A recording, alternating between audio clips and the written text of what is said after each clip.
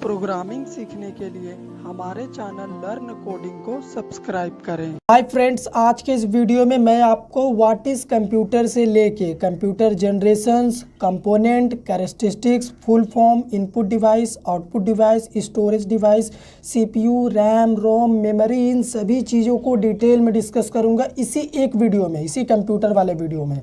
Full explanation इसीलिए मैंने लिखा है। सबसे पहले कंप्यूटर क्या होता है डेफिनेशन से स्टार्ट कर रहे, फिर आगे डिस्कस कर रहे। Computer is an electronic device. Computer एक इलेक्ट्रॉनिक डिवाइस है। इलेक्ट्रॉनिक डिवाइस इसे इसलिए कहा गया है क्योंकि ये इलेक्ट्रिक से चलता है। इसे चलाने के लिए आपको क्या करना है, बिजली देना पड़ेगा, अपने घर का पावर सप्लाई करना होगा कंप्यूटर के पास। Which is developed by Charles Babbage near by 19th century, जो कि चार्ल्स बैबेज के द्वारा 19th सेंचुरी के आसपास डेवलप किया गया था। कौन डेवलप किया गया था? कंप्यूटर डेवलप किया गया था। ये जो नेम आपको दिख रहा है, इस नेम को थोड़ा सा ध्यान से देखिएगा, चार्ल्स बैबेज। एग्ज़ाम में ये नेम अक्सर पूछा जाता है कंप्यूटर के MCQ वाले क्वेश्चन में, ठीक है। तो ये हो गया कंप्यूटर क्या होता है। अभी कंप्यूटर का फंक्शन क्या क्या है, यानी कंप्यूटर काम कैसे करता है, क्या क्या काम करता है उसे देखो। It take inputs data from the input devices. Computer क्या करता है, इनपुट डिवाइसेस से इनपुट को लेता है, यानी कीबोर्ड और माउस इनपुट डिवाइस यही होता है, इसी से इनपुट लेगा। स्टोर्स, उस इनपुट को स्टोर करता है। एंड प्रोसेस्ड, इनपुट डेटा को प्रोसेस करता है। प्रोसेस करने के बाद क्या करेगा, एंड प्रोड्यूस आउटपुट, आपके आउटपुट स्क्रीन में यानी आउटपुट डिवाइस में आपको आउटपुट दे देगा। ये सिंपल सा काम होता है अपने कंप्यूटर का। फिगर में देख लो, सबसे पहले तो इनपुट लेगा इनपुट डिवाइस यानी कीबोर्ड माउस से, जहाँ से हम देंगे इनपुट को, यहाँ पे क्या करेगा, प्रोसेस करेगा। प्रोसेस यहाँ पे समझिए CPU है जो कि प्रोसेस कर रहा है। प्रोसेस करने के बाद उसी इनपुट को प्रोसेस करने के बाद आउटपुट देगा आपके आउटपुट स्क्रीन में यानी आउटपुट डिवाइस में, मॉनिटर या फिर प्रिंटर में। तो ये हो गया अपना कंप्यूटर का बेसिक डेफिनेशन। अभी हम आपको कंप्यूटर का फंडामेंटल यानी कंपोनेंट के बारे में बताने जा रहे हैं, फिर आगे कैरेक्टरिस्टिक्स बताएंगे। कंपोनेंट क्या होता है कंप्यूटर का, वो देखो दो होता है, एक होता है हार्डवेयर और सेकंड होता है सॉफ्टवेयर। हार्डवेयर सॉफ्टवेयर क्या होते हैं, इनमें क्या डिफरेंस है, इसके ऊपर एक वीडियो मैंने बनाया है, वो वीडियो आपको इसी वीडियो के ऊपर में आई बटन में मिल जाएगा। हार्डवेयर वो कंपोनेंट होता है कंप्यूटर का जिसे आप टच कर सकते हो, यानी फिजिकल कंपोनेंट। सबसे पहला होता है इनपुट डिवाइस। इनपुट डिवाइस मतलब कीबोर्ड माउस। सेकेंड होता है आउटपुट डिवाइस, यानी आपका मॉनिटर, प्रिंटर, ये सभी आउटपुट डिवाइस है जहाँ से आउटपुट आता है। स्टोरेज डिवाइस, जहाँ पे आप अपने डेटा को स्टोर करके रख सकते हो, इसे कंप्यूटर का ब्रेन भी कहा जाता है, ठीक है। याददाश्त, जहाँ पे ये डेटा इन्फॉर्मेशन को स्टोर करके रखता है।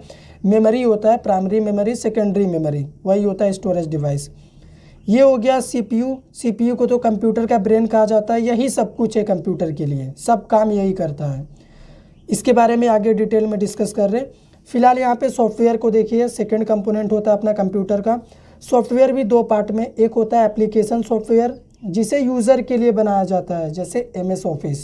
सेकंड होता है सिस्टम सॉफ्टवेयर जो कि सिस्टम के लिए बनाया जाता है, सिस्टम में यूज़ किया जाता है जैसे विंडोज़ है ना, ऑपरेटिंग सिस्टम, लिनक्स, ये सभी चीज़ें।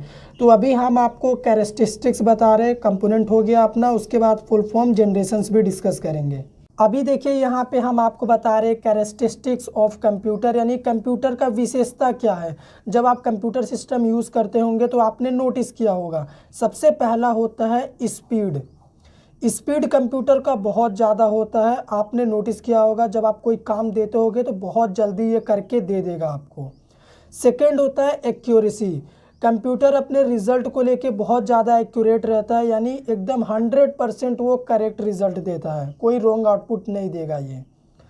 थर्ड होता है अपना storage. Computer large amount of information या फिर डेटा को स्टोर करके रख सकता है, इसकी मेमोरी बहुत ज़्यादा होती है, TB में होती है आजकल तो, ठीक है, टेराबाइट। फोर्थ होता है क्विक डिसीजन।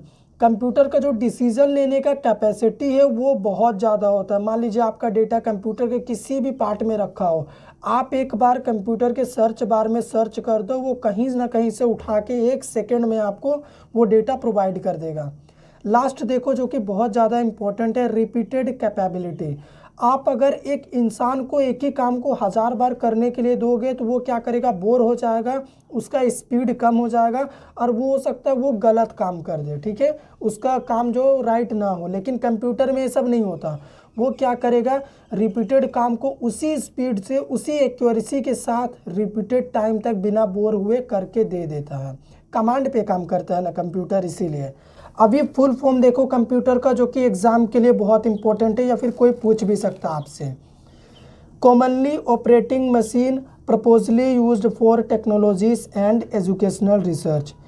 टेक्नोलॉजी और एजुकेशनल रिसर्च के लिए जो ज़्यादातर यूज़ होने वाला मशीन है वो होता है कंप्यूटर, जो कि आपको इसके फुल फॉर्म में दिख सकता है। अभी सीपीयू देखो, सीपीयू जो कि कंप्यूटर का हार्ट होता है, दिल होता है, जो कि सारा काम वही करता है। इसका फुल फॉर्म होता है central processing unit. RAM, RAM होता है मेमोरी, इसका फुल फॉर्म होता है रैंडम एक्सेस मेमोरी। रोम क्या होता है, रोम भी एक मेमोरी होता है जिसका फुल फॉर्म होता है read only memory. RAM ROM के ऊपर मैंने एक सेपरेट वीडियो लेक्चर बनाया है, वो वीडियो इस वीडियो के एंड में आपको मिल जाएगा। उसमें आपको ये क्या होता है मैंने डिस्कस किया है। अभी यहाँ पे आप देखो, हमारा सीपीयू को अगेन 2 पार्ट में डिवाइड किया गया है अलग अलग ऑपरेशंस के लिए। पहला होता है ALU, अरिथमेटिक लॉजिक यूनिट। अगर आपको कोई मैथमेटिकल टास्क परफॉर्म कराना हो, एडिशन, सब्ट्रैक्शन, मल्टीप्लिकेशन या फिर 2 नंबर को कंपेयर करना हो, तब वो काम आपका ALU करेगा। CU का फुल फॉर्म होता है कंट्रोल यूनिट। कंप्यूटर में जितना भी काम होता है उसको ये CU कंट्रोल करता है। जैसा कि इसका नाम ही देखते हैं, पूरे कंप्यूटर को ये कंट्रोल करके रखता है, इसी के ऊपर ये कंप्यूटर अपना चलता है। अभी हम आपको कंप्यूटर का मेमोरी के बारे में बताने जा रहे हैं, और जनरेशन्स, कितने जनरेशन्स होते हैं, वो कब कब रिलीज़ किए गए थे, उसके बारे में आपको चलिए डिस्कस कर रहे हैं। अभी आप यहाँ पे मेमोरी देखो, तो सबसे पहला देखो हार्ड डिस्क है। HDD का मतलब होता है हार्ड डिस्क ड्राइव, ये सेकेंडरी मेमोरी का अपना एग्जाम्पल है। सेकेंड देखो रैम, रैंडम एक्सेस मेमोरी, जो कि प्राइमरी मेमोरी का एग्जाम्पल है।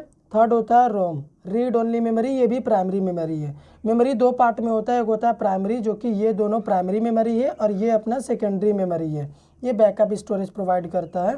पेन ड्राइव भी आप लिख सकते हो सेकेंडरी मेमोरी के लिए, जो कि बाहर से यूज़ करते हैं हम लोग यूज़ करने के लिए, ठीक है। इसके ऊपर भी मैंने कंप्यूटर मेमोरी के ऊपर एक वीडियो बनाया है, वो वीडियो का लिंक मैं डिस्क्रिप्शन में आपको नीचे दे दूँगा। अभी जनरेशन्स देखो, जो कि बहुत ज़्यादा इंपॉर्टेंट है। कंप्यूटर अगर आप पढ़ते हो तो जनरेशन आपको ज़रूर आना चाहिए। पहला होता है फर्स्ट जनरेशन।